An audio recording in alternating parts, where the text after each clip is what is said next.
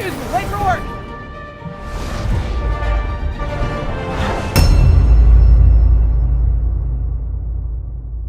Spider-Man PS4 was a game I've been looking forward to since launch. Needless to say, my expectations were fairly high. I've been in love with Spider-Man games since I was a kid, and I was really excited for this one because of that, since I would play those games on a PS2 with not so great graphics and even worse physics, and I knew right off the bat that this game would most likely do very well with both of those, which it did.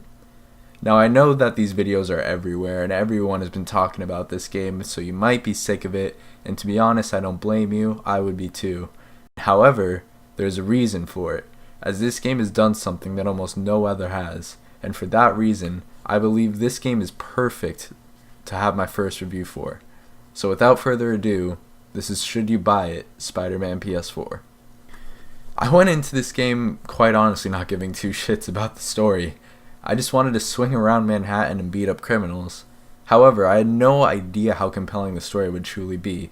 It really makes you feel for each and every character. Well, I mean, except for one, but we're going to get back to that. But in total, it only took me 3 days to beat, just due to me really wanting to figure out what happens and how it ends. It's that good. It's easy to follow, every mission feels like you're playing something new, and the detail is just perfect. But of course, no game is astonishingly perfect. And while there are a lot of things great about the game, there's also a lot of things that aren't so spectacular. But because the good outweighs the bad so much, we're going to talk about the things I really enjoyed first, so let's get into it. In my opinion, the opening cutscene in the first mission in general is one of the best parts in the whole game. It's part of the reason I kept playing so much, and honestly, games need to take note of that.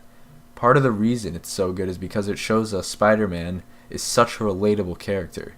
Not in the sense that we can run vertically at buildings, of course, but that he goes through the same struggles that all of us do. He even sniffs his suit before putting it on, which I found pretty hilarious, and this leads me into my next point, how they absolutely nailed Peter Parker. In my opinion, this is the best representation of him played out on a screen, including movies. He's not an asshole like an Amazing Spider-Man, and he doesn't do shit like kiss other girls in front of your girlfriend. He's generally just a good guy, and the game pretty much entirely revolves around him trying to help other people. And that's pretty much the main theme of every character in this game, almost. Not to mention his relationship with MJ is just perfect, and it's so clear that they were meant for each other. Break in. Charles Standish. That sounds familiar. Oh, Oscorp CFO.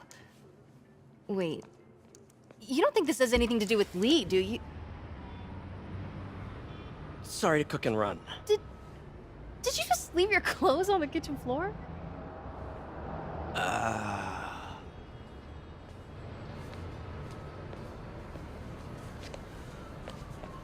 Where do you want me to, Just the couch is fine. See you later? Yeah. I mean, come on, who doesn't fucking love that? A good Spider-Man relationship is so refreshing to see considering how much I hate Peter's relationships in the movies. Him and Gwen in Amazing Spider-Man are just too cute to the point where it's annoying. Okay. I gotta tell you this one thing. And it's about the vigilante and the car thief, alright? Oh, okay. No. Don't. Okay, no, forget that. I'm not gonna talk about that. I'm gonna talk about me, okay? What about you? It's impossible. I wish I could just... And don't even get me started about Mary Jane. She's just the most dislikable character in Sam Raimi's trilogy. But here, it does work. I can't talk about every character to full detail or I'll be here for over an hour, so I'll just break it down really quick. Miles is fucking awesome, and I cannot wait for the sequel. He's going to be a big part of that, and I'll get into that later. May is an amazing character. She's a really big role model for Peter, and pretty much spends the whole entire game helping other people, as I said before. Norman is a character you really have mixed emotions about, which I'll get into later, and Otto, overall, just makes the game 10 times better, beginning to end, even after his transformation. One thing awesome about this game is that it never got boring for me. Sure, there are those like annoying puzzles, but honestly I didn't even find those that tedious, because they only took like maybe 30 seconds. And yeah, you might think Peter missions are boring and pointless, because I did too when I first started playing, but I'll talk about later why it's not. I feel like I'm saying that a lot, but whatever. The huge thing that makes this game so interesting is that every mission feels completely different, and this especially goes for the boss fights. There are 6 bosses in this game, and every time you face them, it's completely different. You don't feel like you're doing the same thing over and over, which is what you might expect with a game that has 6 villains, but Insomniac made sure to change each boss fight to make them all unique, and I love that. It's perfect. The first boss fight with Willy is perfect and probably my favorite. I love the dialogue they each gave each other during this fight. That combined with the graphics made it seem like I was watching a movie, which is why I started playing the game so often after. Now going to Peter missions, when I first started playing the game I hated them. It mostly just entails you walking around and talking to other people, so yes, it's understandable why it's so boring. But in the end, it's so worth it. Because without these missions, the ending wouldn't have been as spectacular as it was. So yes, while Peter missions kind of suck a bit, it's definitely worth it, and I promise you, you'll have the same mindset at the end of the game. The reason I got so emotionally attached to this game and the story was not because of the graphics or mechanics. It wasn't because I loved the combat in this game, and it wasn't even because the story itself was so incredibly genius, which it was by the way. It was because of the characters and the emotional connection you felt with each and every one of them. I never cry during video games or movies, I've just never been like that. However, there are 2 endings to games that sincerely brought me to tears, and that's this game and The Walking Dead Season 1, which hopefully will be my next review because of the whole Telltale shutting down thing, but we'll see, we'll get back to that. Anyways, now I'm going to get into spoilers here, so if you haven't played to the end of the game yet, just be safe and skip to the time it says right here. Anyway, for those of you who know me, you know that the Walking Dead game series was actually my favorite game franchise of all time before this game came out. The reason for that was how emotionally attached you felt to these characters. Not only did Insomniac do that, but they did that even better than Telltale, which I didn't think would be possible, but it happened. Take Otto for a second. We see him in the second mission of the game, and right away everyone knew, of course, that he was going to turn into Dr. Octopus. I mean, that was obvious. And Insomniac knew it would be. So what they did was genius. They made us really care about him up until that point. They made us dread the moment where it would inevitably happen. And that's such a prime reason why this game is so addictive. We know what's going to happen a lot of the time, yes, but we are so anxiously waiting for it to the point where we just can't anymore, and we need to know what happens right then and there. Overall, there was one scene that took me by shock. I want to see my nephew.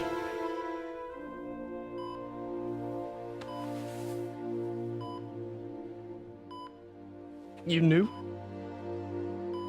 I've known for a while. I never wanted you to worry. I did. And I am so proud of you. And Ben would be too. All the people you've saved. I don't know what to do. Yes, you do.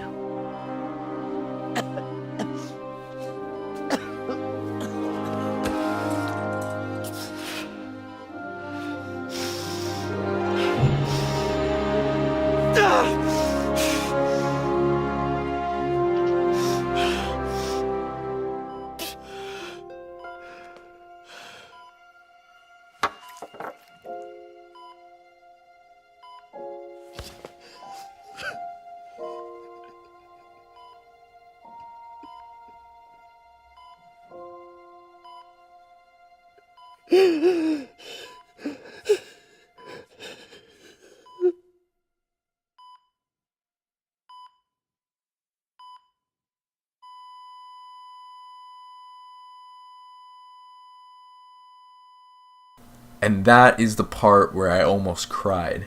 Not as she was dying, but after. The ending was so phenomenal. It's a perfect Spider-Man ending. It tops this shit 10 times, which is really saying something.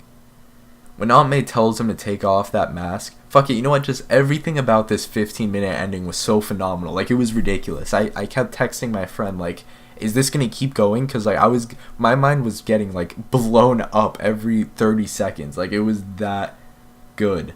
The after credits were no exception. I'm already so excited for the sequel. I can't wait, and I hope it comes out soon, which it probably won't.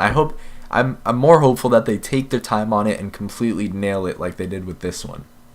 Anyways, though, with all these characters I love so much, there's one that I truly hated, and that character is Lee. I feel like Insomniac just got lazy with Lee's character halfway through the game. He starts out like as such a great guy, but behind the scenes wants Norman to pay for making him kill his own parents. And yeah, I mean, I get it, that's awful, but the game would have been so much better if Lee turned into the good guy at the end of the game. Instead, Doc Ock was introduced, and they were like, okay, Lee's not the main antagonist anymore, so let's just focus on Ock's story. It upsets me a bit because I just feel like there was so much wasted potential. Sorry, I can't talk, obviously. But it's obviously also not enough for me to dislike the game or anything, of course.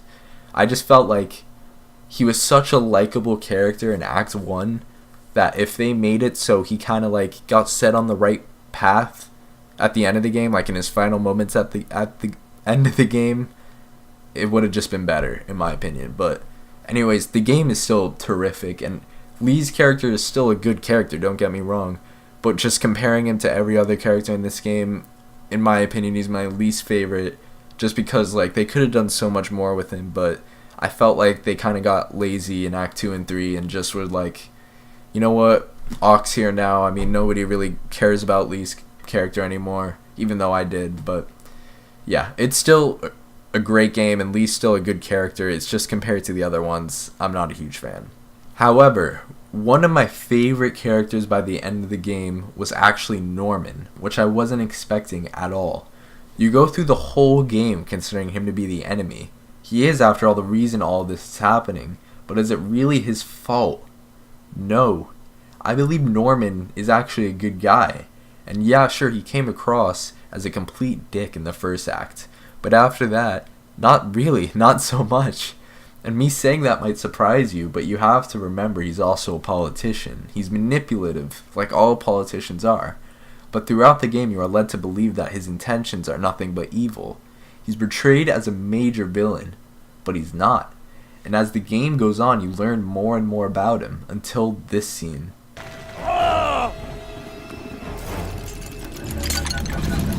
Tell them what you did. I never. Everything you have is built on lies! Lies!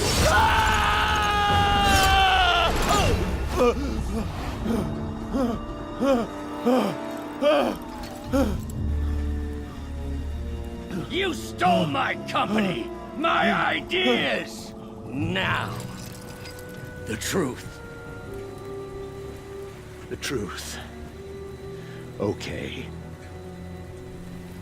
The truth is, you were only ever worth a damn when you worked for me! The truth is, you could never accept that I'm better than you! You're a failure, Otto! And you always will be! Being so close to Otto this whole game, you can't help but feel bad for him here and think, wow, Norman is actually a major dick. But from Norman's perspective, I believe this is how he actually feels. And a lot of people's reaction to this was Norman was just trying to get into Otto's head. He's just trying to hurt him. But I don't think that's the case. This is a man who has tried to spare Otto's feelings for so long. And yes, of course, Otto must feel betrayed. He lives on scraps, barely getting by, not even having enough money to pay Peter, because Norman took that away from him. While Norman is living large with everything that he could ever want. But is that really true? And the answer to that is no. And we learn this at the end. Norman has lost everything close to him, besides one person, and that's his son, who is quickly dying from the same disease his wife died from. And you already know he's not going to let that happen again. He just can't. And I don't think anybody could if you were put in his shoes. So he tries everything to make a cure, which we all know how that goes. Norman is alone. He's losing hope with everyone out to get him. He represents the metaphor money doesn't solve your problems to perfection, while Otto, on the other hand, has people like Peter, people to help him. at the same time, he feels robbed. Robbed that Norman is living the life he always wanted. Robbed that he has this disease that his arms might be able to fix. Robbed that Norman has what he has by manipulating others while he sits in the shadows, barely getting by. So the question is, who do you really feel sympathy for here? And the answer is actually Norman. Otto doesn't understand nor know what Norman is going through. He doesn't understand the amount of people he's lost or even what the Devil's Breath truly is. He doesn't know. He's just under the impression that Norman's living large and happy while he isn't, and he feels like he should be. He feels like he deserves to be. And therefore, I understand why Otto has so much anger towards him. However, to get at him, he decided to use his attempted cure to sicken the people of New York, so Norman gets exposed as the monster he is, which he isn't. Now, I understand the whole neural interface thing, but it's hard to feel sympathy for a guy that does this and then after refuses to give over the anti-serum, the only thing that can cure everybody in New York, the people close to Peter, everybody pretty much. And then he tries to kill Peter and then blackmails him with his secret. So who's the better man here? And the answer, without a doubt, Norman Osborn. Alright, so now the part you've all been waiting for. Should you buy this game? I mean, yes, obviously, like, what did you think I was gonna say? The bad is almost microscopic compared to the good. It's perfect for everyone, no matter what you're looking for. Even if it's for a good story game, just swimming around Manhattan, or even like going for collectibles. And I mean that. I never go for collectibles in any game, but I did for this one. It's just so much fun. And no doubt you should buy it. Solid 9.5 out of 10.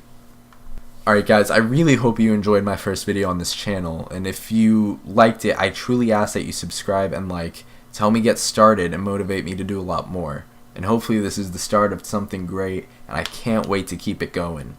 Anyways guys, I'll see you next time. Peace out.